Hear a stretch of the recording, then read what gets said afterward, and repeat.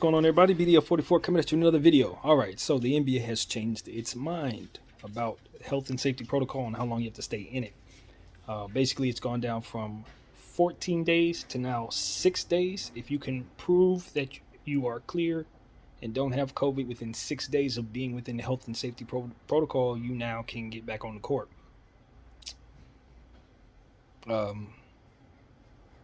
So this is good for the league.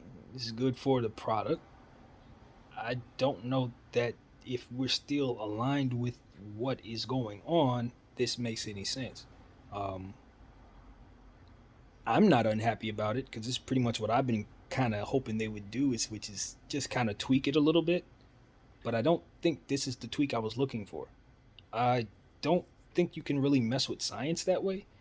They say it's 10 days for the rest of us.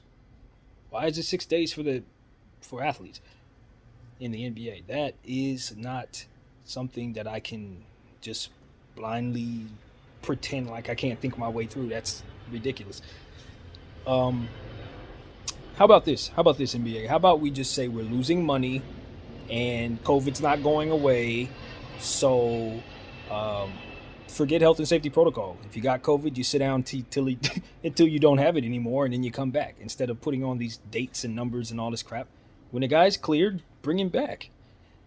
I mean, look, at the end of the day, the NBA has had an issue with keeping good product on the floor. Christmas Day, they had some pretty good games for the most part, but most people, like myself, didn't really pay any attention because we expected the product to be bad. We expected there to be a bunch of G Leaguers on the floor, and that's really what it is right now.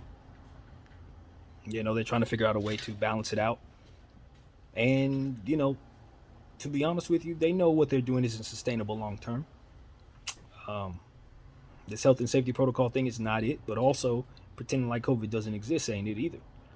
Pretending like you can dictate the rules in regards to how science is supposed to operate isn't going to help you either. What's going to end up happening now is you're going to see more players get tested for COVID and get COVID because we're going to be more likely even more so rapidly spreading it. So this is one option, but I don't think it's a solution. I do not. From what I understand, we just had a record number of players going into health and safety protocol this past yesterday. 27 players went in yesterday. And I think they said 120 something overall in the last week or so. So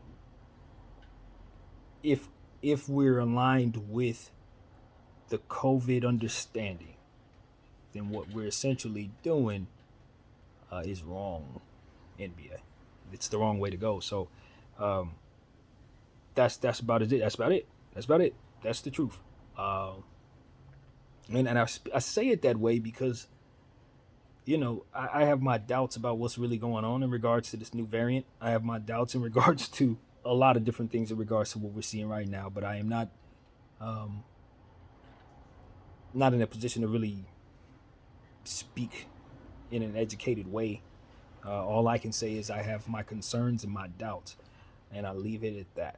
But for the time being, I'm aligned with those who believe this thing is very much active, and I would tell everybody to protect themselves until we can definitively prove that something is awry. We have to act as if this thing is real and continue to move in that way. So that would be the right way to go. And in my mind, if you're reducing health and safety protocols under what science has said we should, then we're being irresponsible. So that's what it is.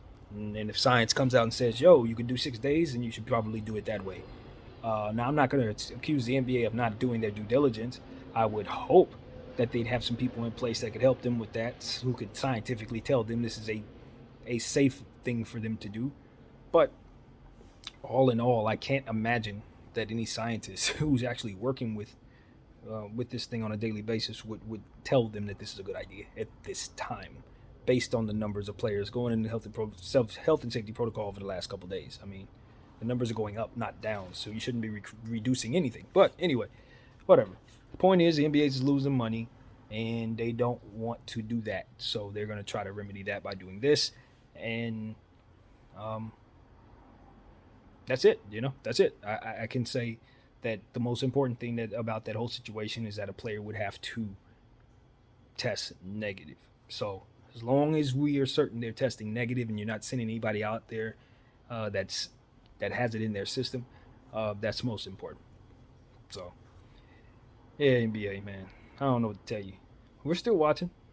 Fans are still here, but you guys have got to figure out what you're gonna do with your product, man.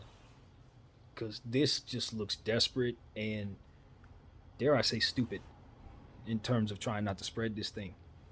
Reducing time is not the way to go. But for the product, it's great. We get our players back. We get to see people more often. We get more of a competitive thing going on out there.